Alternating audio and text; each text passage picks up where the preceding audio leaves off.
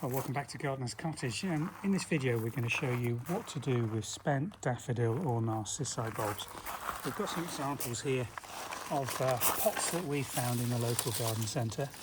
Now, we've been buying these throughout the spring season and thickening up our plantings of daffodils and narcissi, but quite often you can get some real bargains with bulbs like this that have been planted to sell as potted plants really, but now have gone over in the garden centre because they haven't got the stock quite right. These bulbs are usually planted very superficially on the surface of compost, which is quite lightweight, but they are pretty crowded in here, and if you were to just try and plant these out, you can see it's quite difficult to get them out of the base and the soil. So what we're going to do is show you how to split these up, clean some of the compost off the roots. We want to be aiming to bury these in their final flowering position for years to come, but you need to get them about twice the depth of the actual bulb height under the ground. So we're just going to carry them through, and we're going to plant them in this sort of wild part of our garden. We've been doing this here now at this property for the last sort of 14 years. Every year we buy pots of spent bulbs at the garden centre and we naturalise them. There were some daffodils here when we moved here, but we've been adding to it year after year. And this is just one area of the garden. We've naturalised daffodils in quite a lot of parts of the garden. So I'm just going to get up and Mike's going to show you how you plant them and how you split them. Let's take them out of this pot, and you can see these haven't rooted out particularly heavily. Some of these bulbs, when you get them, have absolute masses of root on them. What we want to do is not plant these too superficially, so sometimes you do have to work these in a bit of water, and we've really dampened these down in a soak overnight to try and get the compost nice and moist so it comes away from the base, because we want to get this at least that far under the ground. If you plant them too superficially, they won't naturalise and they won't come back year after year. Okay, so Mike's just going to dig a hole. When we bought these bulbs at the garden centre, they were in a polytunnel and they had overheated and they were looking really sorry for themselves and quite dehydrated, which is the other reason that when we got them home we put them in soak just to rehydrate the bulbs. Be careful not to leave them in soak for too long, although they are fairly tolerant. I probably only left them in for an hour or two just so they could rehydrate themselves, because they were completely sort of dehydrated looking, and to put a bit more moisture back into the bulb. Anyway, Mike's dug a nice deep hole, so let's have a look what he's doing. I'm aiming to get them twice their own height under the soil level, and we're going to divide them and split them up. We don't want them planted quite as densely as they've been planted to flower in that pot. So I'm probably just going to put 3 in this, remove some of the soil from the base so that they sit nice and far down. And accept that you are going to cover up some of the green leaves that have shot on these, because they've been planted so superficially. You do need to get this depth. If you can't get them deep enough, then the other option is to plant them in a low trench, let them die down till they're completely browned off, but you can still see where the bulbs are, and then backfill them later in the season once they've gone underground. But I think in this position we can quite easily get them planted in their final position and keep them at a good depth that they're going to love and flower here for years to come, hopefully.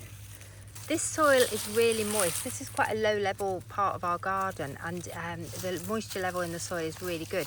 But if when you dig down you find that you're planting them into very dry soil, you may need to water them in, but I don't think we'll need to, because the soil is really damp, isn't it, Mike?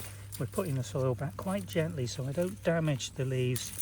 Don't want to bruise them because they'll die back too quickly. You want them to still have an opportunity to get all the nutrients back into those bulbs to firm them up into good bulbs that'll give you lovely flowers next season. Probably give it a little bit of a firm down now so there's not air around the roots. Yes, this isn't a particular... You haven't got gloves on, have you? I've got a pair of gloves. I need to go and get my gloves. And then if they're dry, water them in, give them a good water, and they'll look a bit messy this year. They may not flower fully in their prime next year, but the year after that they should be really good to go and subsequently flower really well for you each year. And by splitting them up, if you do start to get them dividing a little, you can see this one's already got a little bulblet coming off the side. They'll gradually form quite big clumps, and daffodils are a plant or bulb that really benefits periodically from being divided, dug up, and given a bit more fresh space and some fresh compost. The thing that I usually do with bulbs from the garden centre that are spent is I deadhead them. The reason is most of the bulbs that you buy in the garden centre won't produce seed, but they will have a good try, but the seed will be sterile, or at least they won't actually produce seed, they'll just produce seed heads. So I will go around and deadhead these, take the seed heads off, so that all the strength from the leaves then goes into the bulbs rather than into trying to make seed. So I'll keep an eye on these over the next couple of days. If they're looking sorry for themselves, I probably will pop some water on them just to make sure they don't dehydrate too quickly, because we want as much energy as possible to go into the bulbs. So it might hit. I'm just going to show you one that we did a couple of days ago. This was a clump that we did last week, and in fact I haven't deadheaded these yet, but so I just need to get my secateurs, or you can do it with your hands, ideally if you've got gloves on, and just take the heads off like that, so that then you're just left with the green stalks and the leaves. They will look quite messy, but just let them die down naturally. Don't be tempted to take these floppy leaves off, because the plant will take all the nutrition back out of the leaves into the bulb, and then you've got much more chance of getting some good flowers next year. So Mike's just going to carry on digging holes. We're planting them in a sort of area together so they look quite natural, because we're naturalizing them into an area of a wild garden. We don't actually know what variety these are, do we? We don't know what variety these are. They weren't labelled. They're kind of potluck daffodils. Flowers had finished already. You can't really tell what they're going to be. Obviously yellow. Looks like they've centres. got a yellow centre and then maybe a white leaf. Difficult to know. We'll find out We'll find out next year. Hopefully we'll get some flowers. So we've got quite a few pots of these to do. Our local garden centre has a really good offer where you get 4 pots for £10 of these spent daffodil bulbs, and there's usually about 12. Are there 12 in each pot or 10? 9 to 12 depending on the size. So it's given us 3 really good clumps for next year. So we'll be excited to see what these do. It's always worthwhile being cheeky if you see pots like this that are looking well past their best but still on full price in your local garden centre. Go and ask. They'll usually be very willing to discount them and give you a good offer to get the stock out and create the space for fresh products coming through. Otherwise they've got to store them for a whole 12 months before they come back into flower. Okay, so they're in the ground now. All I've got to do is deadhead, maybe give them a water, because it's a really hot day today, so I might give them some water. I'm just going to show you some we did last week.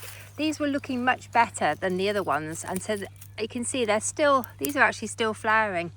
And we got 3 clumps in here of daffodils, and so we've got lots of naturalised daffodils in here. Anyway, I hope you found this helpful, and I hope it's inspired you maybe to naturalise some daffodils or to buy some sort of spent bulbs at the garden centre. The good thing about buying them at this time of year is you can see where you've got gaps. You can also pop them into borders, so you don't have to naturalise them. This is just what we're doing this year. Anyway, thanks for joining us. If you've got any questions at all, please pop them in comments. We're always happy to answer. Bye for now.